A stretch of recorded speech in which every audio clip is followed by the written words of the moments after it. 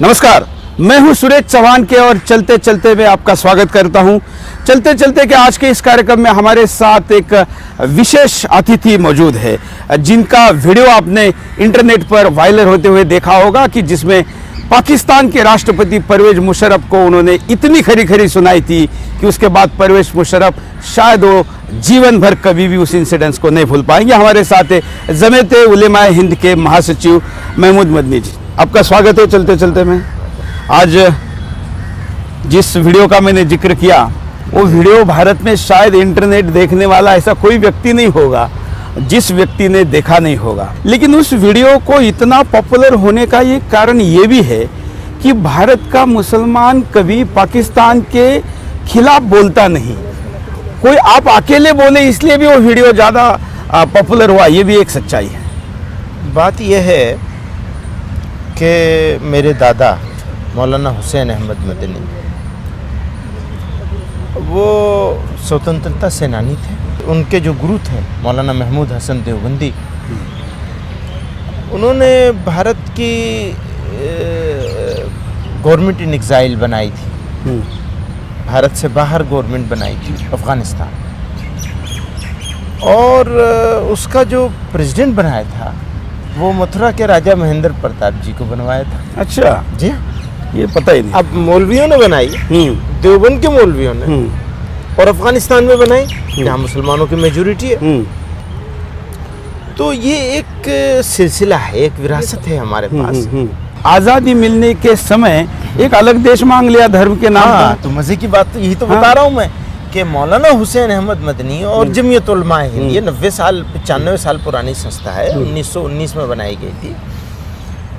इसने जब सब लोगों ने मान लिया, इवन गांधी जी ने भी मान लिया कि चलो अब तो मजबूरी है, अब तो देना ही पड़ेगा, अलग करना ही पड़ेगा, उस वक्त भी जमीयत उलमा हिंद ने इसको अपोज किया और इससे सहमत नहीं हुए, बिल्कुल सहमत नहीं हुए किसी कीमत पर कि मुल्क को धर्म के आधार पर बांटा जाए। विरोध किया था उन्होंने। हाँ, पाकिस्तान विरोध करते रहे, आखिर तक विरोध करते रहे कि टू नेशन थ्योरी जो है, दो कौमी नजरिया, धर्म के आधार पर देश बनाया जाना ये अधर्म है। इस्लाम इसकी इजाजत नहीं देता कि यानी अन इस्लामिक डिमांड है। वो इस्लाम के नाम पे कर रहे थे ना, इस्लामिक, और जिना कोई रिलीजियस मुसलमान तो थे ही नहीं, तो वो सब कुछ करते थे जो इस्लाम में बैन है। अच्छा, मजे की बात तो यही सारी है। अच्छा, और मजे की बात बताऊं मैं आपको कि ये आज भी मैं बहुत कॉन्फिडेंस के साथ कहता हूं इस बात को, पूरी दुनिया में जितने मुसलमान हैं, वर्ल्ड जो मुस्लिम पॉपुलेशन है वर्ल्ड की, उसका अबाउट 50% इस इंडियन सब कॉन्टिनेंट में रहते हैं। और इस इंडियन सब कॉन्टिनेंट में जितने मुसलमान रहते हैं, इसका अबाउट 50% मुसलमान यहाँ रहता है। और मैंने बहुत दुनिया देखी है, पाकिस्तान भी जाना होता है बार बार, बांग्लादेश भी जाता हूँ और दुनिया के मुल्कों में जाता हूँ। भारत का मुसलमान इस पूरे इंडियन सब कॉन्टिनेंट में जहाँ जहाँ भी मुसलमान रहते हैं, भारत का मुसलमान किसी तरह भी उनसे कम नहीं है, उनसे आगे है। मुझे बहुत बुरा लगा, अभी कल मैं देख रहा था कि वो मद्रास हाई कोर्ट के जस्टिस साहब कह रहे हैं कि मैं चूँकि बिछड़ी जाति का हूँ, इसलिए मेरे साथ ये हो रहा है और मुझे भारत में पैदा होने पर शर्म है। तो मैं उनसे ये कहना चाहता हूँ कि मुझे भारत में पैदा होने पर गर्व है। वाह। तो मैं तो हम नहीं तो लेकिन क्या हो रहा है कि अब मैं फिर उसी सवाल पे आता हूँ कि आप जैसे लोग मुसलमानों के नेता होने के बजाय ओवैसी जैसे होते हैं, और मजे की बात है कि ओवैसी तो आपको एक तरीके से समर्थन कर रहा है। देखिए, शायद आपको भी पता नहीं कैसे कर रहा है। उसने कहा कि 15 मिनट पुलिस हटाओ, हम 100 करोड़ को मार देंगे, तो 25 को बचाएंगे। इसका मतलब आपको मारेगा नहीं, आपको बचाएगा। ये तो बच्चों जैसी बातें हैं। इससे क्या, लेकिन ये बच्चे नहीं, ये शैतानियत है, ये बच्चे नहीं है। और ऐसे शैतानों को सीधा करना चाहिए और उसके खिलाफ सुरेश चौहान के बजाय महमूद मदनी जी ने बोलना चाहिए। हम एक बात आपसे कहना चाहते हैं कि ये जो सिचुएशन आज बनी हुई है, ये पॉलिटिक्स है इसके पीछे से। वरना आप देखेंगे, मैंने ओवैसी साहब का एक इंटरव्यू देखा अभी। अब क्यों साहब कह रहे हो उसको? आपके मुंह से उसको सांप को साहब मत कहिए। जिसके साथ भी हमारा विरोध है, हाँ तब भी हम अपनी सभ्यता को तो हमें हाँ ठीक है, लेकिन सभ्यता तो इंसानों के प्रति होती है ना। आप ओबीसी को इंसान भी मानते हैं? ऐसा है नहीं, आप इंसान भी मानते हैं। अभी अगर आप उनको इंसान मानते हैं तो मैं- इससे इस्लाम का भी खतरा है। नहीं, मैं एक बात आपसे कहना चाहता हूँ, क्या होता है कि कई मर्तबा आदमी उन्माद में या पॉलिटिकल बेनिफिट के लिए कुछ कुछ बातें करता है, लेकिन अगर आप टोटलिटी में नहीं देखेंगे, जैसे अगर आप मुझे मेरा एक आपने देखा टोटलिटी में मुझे देखेंगे तो मेरी भी कई बातें आपको अच्छी नहीं लगेंगी। नहीं, लेकिन आप ऐसे व्यक्ति हैं जिनसे बात हो सकती है, इसमें कोई दो राय नहीं। मैं एक कट्टर हिंदू हो, और कट्टर हिंदू होना मतलब सारे मानवतावादी मुसलमानों का विरोधक होना ऐसा नहीं है, नहीं हो सकता। बल्कि मैं तो भारत के मुसलमानों से भारत के हिंदुओं को कट्टर बनने के लिए कहूंगा, जो कि अपने धर्म के प्रति इतना प्रेम करते हैं। लेकिन अपने धर्म के प्रति प्रेम का मतलब दूसरे धर्म का द्वेष, ये व्याख्या नहीं है। एक बात है, वो आदमी धार्मिक हो ही नहीं सकता जो दूसरे धर्म का अपमान करे या दूसरे धर्म को नीचा दिखाने की कोशिश करे, वो तो अधर्मी है। बिल्कुल, वो धार्मिक कैसे हो हाँ, सकता है?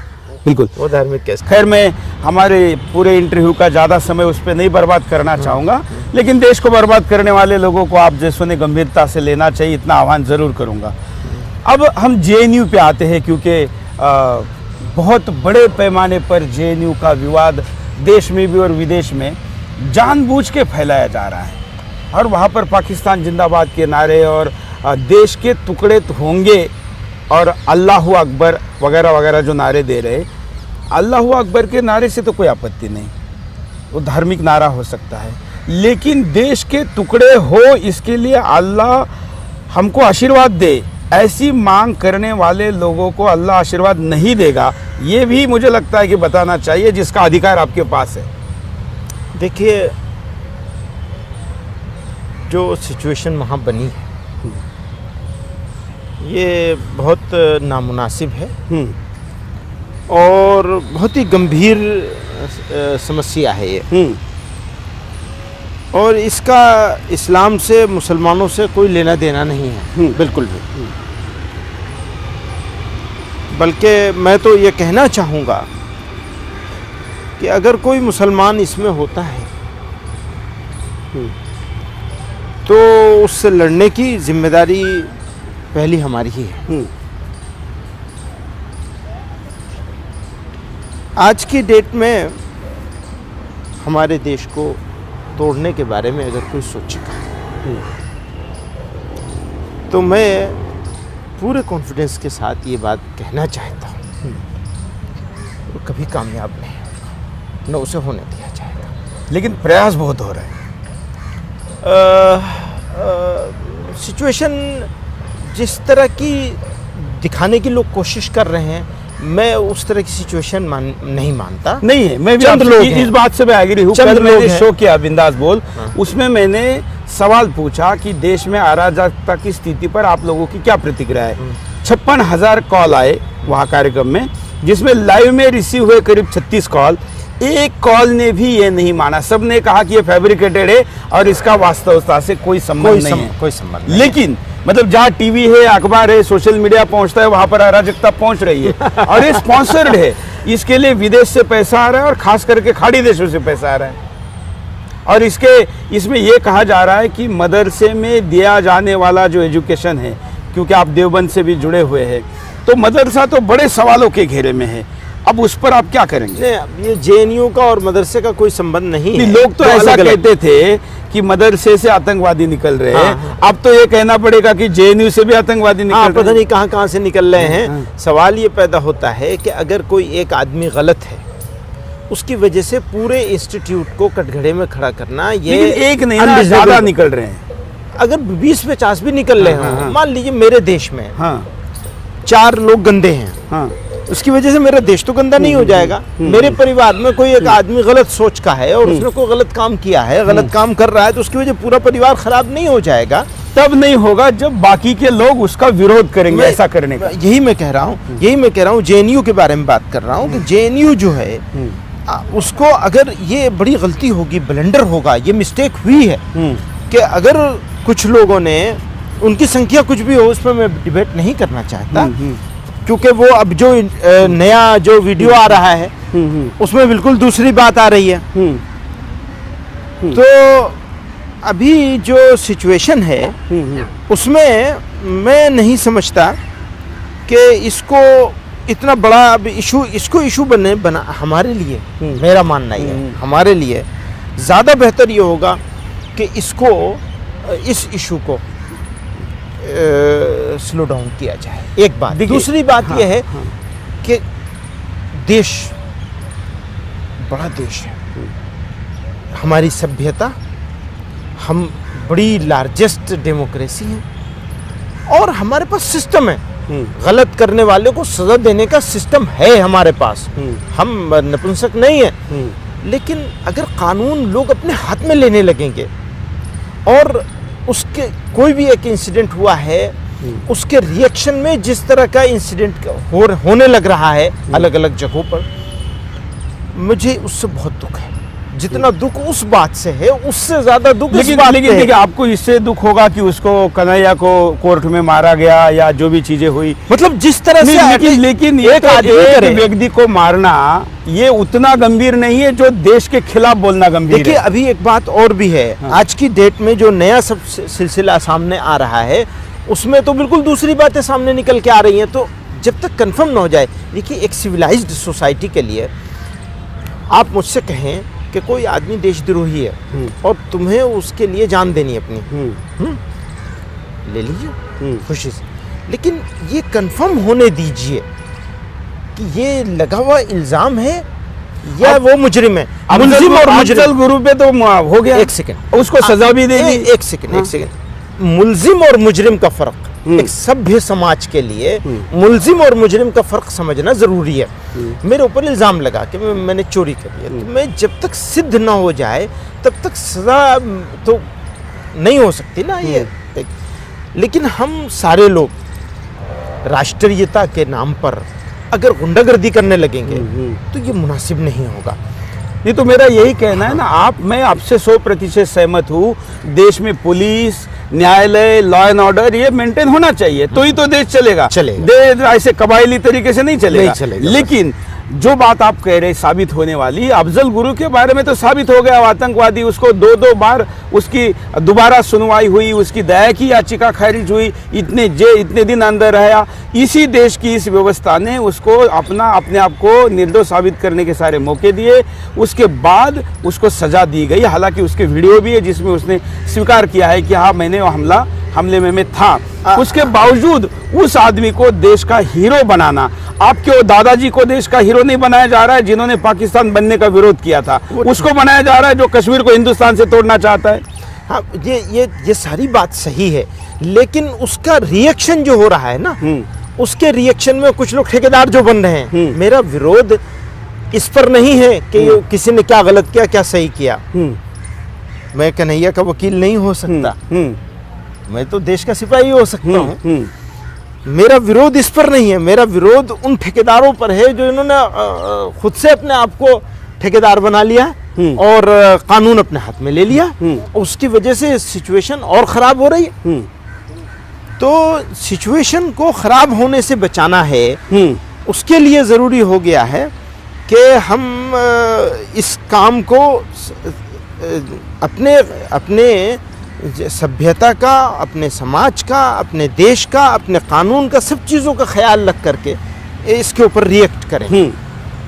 लेकिन क्या होता है, देखिए आखिर देश में इस प्रकार की घटनाएं जब लगातार घट रही है तो लोगों में एक ऐसा भाव पैदा हो रहा है कि हमारे देश की न्याय व्यवस्था, हमारे देश का कानून, हमारे यहाँ की राजनीति, ये सारी चीज़ें ऐसे देशद्रोहियों को तुरंत सज़ा देने में पर्याप्त नहीं है और इसलिए ऐसे लोगों को लोग रिएक्ट कर रहे हैं और जो जिसके उसके स्वभाव के अनुसार वो रिएक्शन हो रही है।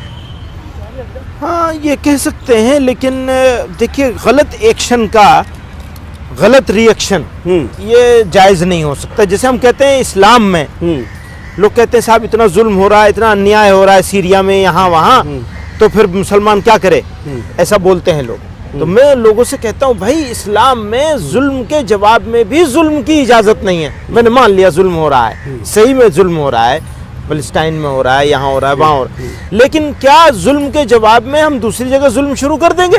ये नहीं हो सकता। और हिंदुस्तान में तो बिल्कुल नहीं हो रहा है, मुसलमानों पे कोई जुल्म नहीं हो रहा है। कहीं देखिए, शिकायतें हैं, जायज वाजिब शिकायतें भी हैं, लेकिन उसके बावजूद जैसे कौन सी है? बहुत सारी होती हैं। इंसिडेंट्स होते हैं, वाक़यात होते हैं, लोगों को कह दिया, सीनियर लोग कह देते हैं इन्हें पाकिस्तान भेज दो।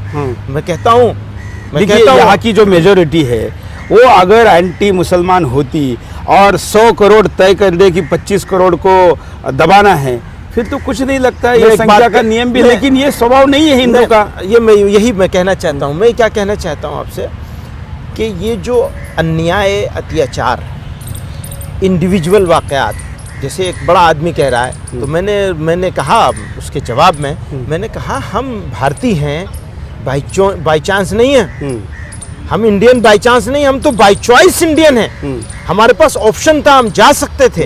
इस्लाम के नाम पर बन रहा था। कितना सुंदर बात थी जो जिन्ना साहब ने उठाई थी, लेकिन हमने उसको रिजेक्ट नहीं दी। सुंदर नहीं थी, दिखने में सुंदर दिखाई दी सुंदर। हाँ, हाँ। तो अब तो नर्क है। लेकिन हमने उसको रिजेक्ट किया और रिजेक्ट करके इंडिया को चूज किया। कहता हूँ मैं, इसी गली की है खाक से यही खाक अपनी मिलाएंगे, न बुलाए आपके आए हैं, न बुलाए आपके जाएंगे। वो तो बदगुमान है बेसबब, हम उन्हीं पे अपना लुटा के सब, जब उन्हें न अपना बना सके तो अब और किसको बनाएंगे? बिल्कुल। तो मेरा इसलिए हमें आपको एक दूसरे को बना के चलने में ही हित है, सबका हित है, मानवता का हित है। लेकिन आजम खान जैसे लोग भी, आपके ऐसे जो मोमेंट्स है, ऐसे मोमेंट को इजराइल के एजेंट के तौर पर आपको आरोप करते हैं। हालांकि मैं उसको महत्व नहीं देता, लेकिन बस लेकिन आपको कह रहे हैं वो ऐसा है कि मूर्ख लोगों की बातें अगर हम पकड़ने बैठ जाएं तो आदित्यनाथ जी की बातें हैं, इनकी बातें हैं, उनकी बातें हैं, खान साहब की बातें हैं, ओवैसी साहब की बातें हैं, ये एक्शन होता है और रिएक्शन होता है, वो सब उसको जस्टिफाई करते हैं। इस्लाम में इसकी इजाज़त नहीं है। लेकिन आपने आजम खान छोड़ के जितने हिंदू नेताओं के नाम लिए, उन्होंने कभी भी आपको किसी दूसरे देश का एजेंट नहीं कहा। नहीं, लेकिन वो बहुत सारी ऐसी बातें कह जाते हैं उन्माद में, जोश में, गुस्से में, या अपने पॉलिटिकल बेनिफिट के लिए। मैं आदित्यनाथ जी के बारे में जानता हूँ कि उनके पड़ोस में जो लोग रहते हैं, मुसलमान भी, उनकी वो बहुत मदद करते हैं, लेकिन जब बोलते हैं तो अपने पॉलिटिकल फायदे के लिए वो लॉन्ग टर्म सोच के साथ बात नहीं करते, बल्कि एक शॉर्ट टर्म उनका गोल होता है, उस पर वो एक्शन ले लेते हैं। तो अब ये मेरा मानना ऐसा है, ये सूरत हाल बदलनी चाहिए। सत्ता में मोदी साहब है। हम मोदी जी पे जाने के पहले एक और मुस्लिम निगेटिव कैरेक्टर को लेना चाहेंगे। मैं आपसे मोदी जी पे तो बात करना ही चाहूँगा, हमारे दर्शक भी करना चाहेंगे, लेकिन एक जाकिर नाइक नाम का व्यक्ति है जो कि उससे बड़ा बुद्धि भेदी मैंने नहीं देखा है, कुतर्की नहीं देखा है, जो कि हिंदुओं को इतना ज़्यादा बरगलाता है। और मुझे पता है देवबंद ने भी उसका विरोध किया था और बाकी लोगों ने भी किया था, जो कहता है कि गणेश अगर भगवान है तो मैं प्रसाद खाने के लिए तैयार हूँ। ऐसे लोग 100-100 करोड़ के जलसे करते हैं हिंदुस्तान में, और आप लोग उसका विरोध नहीं करते। अभी तो आपने खुद ही कहा कि हम वो विरोध, आपने केवल ये कहा कि हम इससे सहमत नहीं हैं, लेकिन केवल सहमत होना, न सहमत होना और उसका विरोध करना, दोनों अलग स्थिति है ना। देखिए, पोजीशन ऐसी है कि हमारे पास प्रायोरिटी तय करनी है हमको, हमारे काम क्या क्या है। हमारे जो काम हैं, हमारी जो रिस्पॉन्सिबिलिटीज़ हैं, अगर हम दूसरे इस तरह से विरोध करने में ही पड़ जाएंगे तो फिर हम हमारे जिम्मे लोगों का विरोध करना ही हो जाएगा। ओवैसी साहब का विरोध करेंगे, खान साहब, आजम खान साहब का विरोध करेंगे, लेकिन इससे आप देश में एक विश्वास का माहौल बनाएंगे। डॉक्टर नाइक का बहुत बड़ा काम करेंगे। नहीं, हम विरोध करते हैं, हम हमेशा कहते हैं कि हम सहमत नहीं हैं इनसे, लेकिन हम अगर उनसे लड़ने लगेंगे तो अपना सारा काम हमारा खराब हो जाएगा। तो जाकिर नाइक पे कुछ थोड़ी स्पष्टता करे तो अच्छा होगा, क्योंकि नाइक साहब जो हैं, हम उनको कहते हैं कि वो बहुत अच्छे आदमी हैं। कैसा कोई बुरे विचार का व्यक्ति अच्छा आदमी कैसे हो सकता है? जब हम आदित्यनाथ जी को अच्छा आदमी मानते हैं तो आदित्यनाथ की और जाकिर नाइक की तुलना नहीं हो सकती। नहीं होगी, वो भी इसी तरह की भाषाएं बोलते हैं। देखिए, भाषा बोलने, देखिए दोनों ने, इन्होंने ओसामा का समर्थन नहीं किया, जाकिर नाइक ने समर्थन किया, आदित्यनाथ या इन लोगों ने नहीं किया। अब वो अलग अलग अंदाज होते हैं देखने और सोचने के, लेकिन हम एक बात कहते हैं कि जब हम एक देश में रहते हैं, हमें एक दूसरे के जज्बात का, एक दूसरे की भावनाओं का सम्मान करना चाहिए। जहाँ भी भावनाओं को ठेस पहुँचेगी वो नुकसान होगा, देश का नुकसान होगा। ये जो मुल्क के 15 करोड़ 18 करोड़ मुसलमान हैं, 25 करोड़ ना, 25 ही मान लीजिए, वो सेंसस के हिसाब से तो 15-17 करोड़ हैं, जितने भी हों। आप 25 कहेंगे, मैं 25 मान लूंगा, मुझे इसमें कोई प्रॉब्लम नहीं। ओवैसी 25 के इन्हें हटाया नहीं जा सकता, समुद्र में फेंका नहीं जा मुझे ओवैसी इसलिए भी ज्यादा याद आ रहे, ये जरा कैमरा में दिखाया कि इस गार्डन में बहुत ओवैसी घूम रहे। हालांकि कुत्तों को ओवैसी कहना कुत्तों का अपमान है, क्योंकि कुत्ता तो बड़ा ईमानदार होता है देश के प्रति। अभी हम मोदी जी के पास जाने के पहले थोड़ा राहुल गांधी पे भी बात कर लेते हैं जी। हालांकि क्या करें, राहुल गांधी पे बात करने के लिए वैसे कुछ है नहीं राहुल गांधी के पास, लेकिन अब एक बड़े पार्टी के नेता बन के बैठे हैं। क्या आपको दिख रहा है एक इतने बड़े पार्टी के व्यक्ति को एंटी नेशनल नारे देने वाले लोगों की समर्थन की ज़रूरत पड़ना? देखिए, ये सारी पॉलिटिक्स है, और नहीं, केवल पॉलिटिक्स मत कहिए, इस पॉलिटिक्स के पहले कोई शब्द लगाए कि ये गंदी पॉलिटिक्स है, बुरी पॉलिटिक्स है। देखिए, अब आज के देश, आज की डेट में, आज की तारीख में अगर आप देखेंगे तो पॉलिटिक्स ऐसे ही चल रही है, गंदी ही चीज़ हो गई, और ये सब तरफ से चल रही है, एक तरफ से नहीं चल रही है, सब तरफ से चल रही है। तो क्योंकि मैं अपने बारे में व्यक्तिगत तौर पर ये कहूँ कि मैं पॉलिटिक्स से दूर हूँ। वैसे तो आप सांसद भी रह चुका हूँ, ये अलग बात है, लेकिन दूर। गलती थी ऐसा मानते हैं उसको? ये भी कहना उचित नहीं होगा, क्योंकि वो बड़ी जगह है जहाँ देश के निर्माण जिन लोगों के हाथ से किया जाता है वही सब बैठते हैं। मैं उसको गलत जगह कहूँ, लेकिन उचित नहीं होगा। छोटे ज़्यादा लोग हैं, लेकिन ये कि वो उम्मीदों पर खरे नहीं उतरते लोग, आमतौर पर यही हो रहा है। आज भी ऐसी सिचुएशन देश में बन रही है कि हमारे नौजवान जो हैं, युवा पीढ़ी, जिन्होंने बड़े जोश के साथ अपने भविष्य बनाने के लिए एक एक्शन लिया था, आज वो उस तरह की उम्मीदें उनकी कम पड़ती नजर आ रही है, क्योंकि उनके सामने से चित्र ही जाने नहीं दिया जा रहा है। खैर, राहुल गांधी पे ज़्यादा नहीं अटकते, इतना टाइम राहुल गांधी को देने की आवश्यकता नहीं। आपके मोदी जी के ऊपर आते हैं। मोदी जी का आप पे बड़ा प्रेम रहा है, सुना है जब आप गुजरात जाते थे तो मोदी जी अपनी खुद की बुलेट प्रूफ कार आपको देते थे। देखिए, ऐसा कभी नहीं हुआ है, ऐसा कभी हुआ नहीं है। ऐसा था कि एक समय था जब मुझे Z+ सिक्योरिटी MHA ने ऐसा अज्यूम किया था कि कुछ अटैक हो सकता है, तो Z+ करी गई थी। तो उस वक्त में जहाँ भी जाता था मैं, तो बुलेट प्रूफ का अरेंजमेंट होता था। तो वही अरेंजमेंट के तौर पर वहाँ वो गाड़ी आई थी, लोगों ने उसको, अखबार वालों ने उसको बना दिया कि मुझे मोदी जी ने बुलेट प्रूफ गाड़ी दी। ऐसा कुछ नहीं है, वो तो आज तक आपकी भेंट हुई है? कभी भेंट ही नहीं हुई है। अच्छा। हाँ, इसको सौभाग्य कहें, दुर्भाग्य कहें, जो भी कहें, आज तक मेरी उनसे, मैंने उनको एक नेशनल इंटीग्रेशन काउंसिल की मीटिंग चल रही थी एक समय में, पुरानी बात हो गई 4 साल 5 साल, तो वो भी आए थे, मैं भी था उसमें बाई चांस। तो वो तो चीफ मिनिस्टर थे, तो वो अगली रो में थे, फर्स्ट रो में थे, और हम तो कॉमन थे, ऐसे ही इनवाइटी के तौर पे बुलाया गया था, तो हम पीछे थे, बस वहाँ देखा था, लाइव जो देखा है बस वो एक मरतबा देखा। तो मिलना चाहेंगे? बिल्कुल, हमारे प्राइम मिनिस्टर है, क्यों नहीं मिलना चाहेंगे? ज़रूरत होगी तो हमसे ज़रूर मिलेंगे, बिल्कुल मिलेंगे। हाँ, बिल्कुल।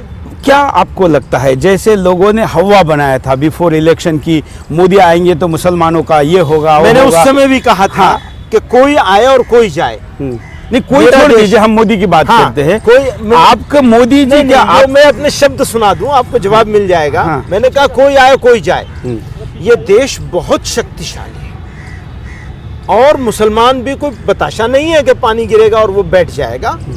ये लोगों को धोखे में डालने की जरूरत नहीं है कि कोई आ जाएगा, मोदी साहब आ जाएंगे या फला आ जाएंगे तो मुसलमानों का कुछ हो जाएगा।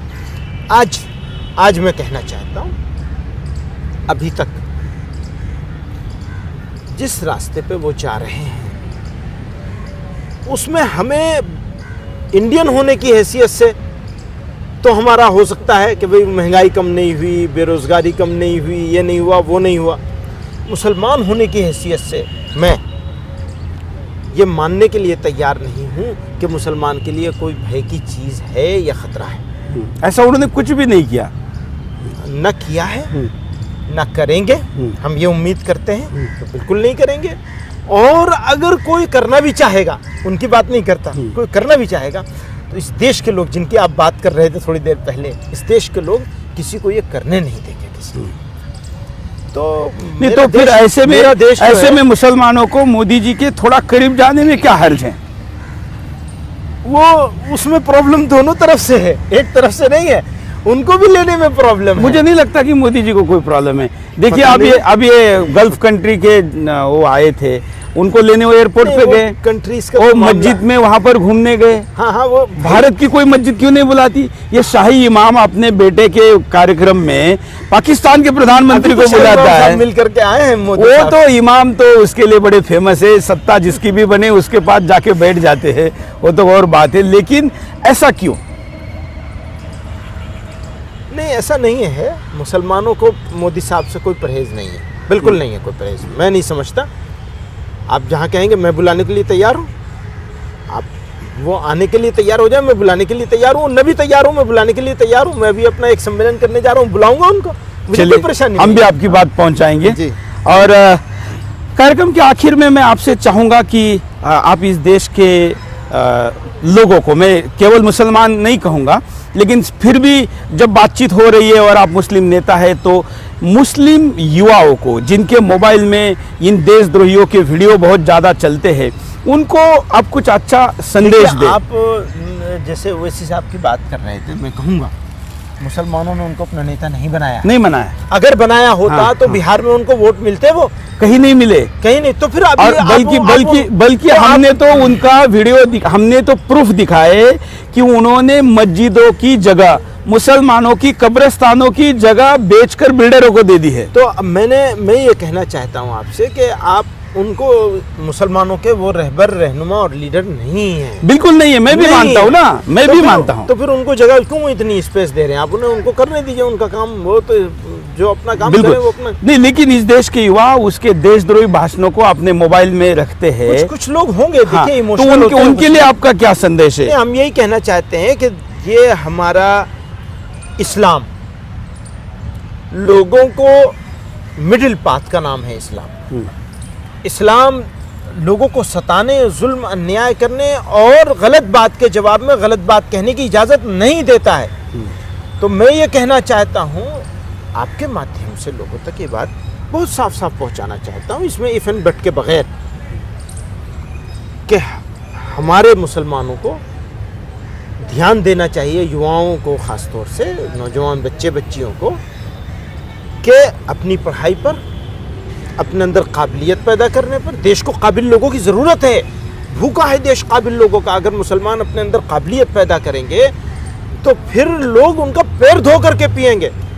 तो मुसलमान को इस वक्त ज़रूरत है कि वो अपने अंदर काबिलियत पैदा करे, वो कलाम बने और जज्बाती, इमोशनल भावनाओं को बिल्कुल छोड़ दें। और जो लीडर भावना भड़काने की बात करे वो दुश्मन हो सकता है, दोस्त नहीं हो सकता, कोई हो। बिल्कुल। और एक बात आप देश के बाकी समस्त समाज को बताएं कि आईएएस में जो लाख के आसपास युवा वहाँ के सैनिक बनने के लिए गए हैं, वो हिंदुस्तान में अगर वापस आते हैं तो यहाँ बहुत बड़ी आपदा आ सकती है, ऐसा लोगों के मन में भाव है। तो उनको यहाँ कोई शेल्टर ना दे कोई, और हम सब मिलके उसका विरोध करेंगे। ऐसा है, मैं बताऊं आपको, अपने भारत के लोग, जिस तरह भारत का हिंदू समाज उदार है, इसी तरह मुस्लिम समाज भी उदार है। चंद लोग उधर भी हो सकते हैं, चंद लोग इधर भी हो सकते हैं। ये जो ISIS की बात हो रही है, दाइश की जो वहाँ की बात हो रही है, अभी तक भी भारत की जो खुफिया एजेंसियां हैं, भारत के जो बड़े हैं, उन्होंने जितनी खोजबीन करी है वो चंद सौ तो निकल सकते हैं, इससे ज़्यादा कोई संख्या ऐसी नहीं है जो ओरिजिनल इंडियन ओरिजिन का आदमी हो और वो इस तरह की गतिविधियों में पाया जाता है। चलिए, जो भी संख्या है, अगर वो वापस आती है तो आप उसका विरोध करेंगे। किसी कीमत पर बर्दाश्त नहीं किया जाए, विरोध होगा पूरा। विरोध।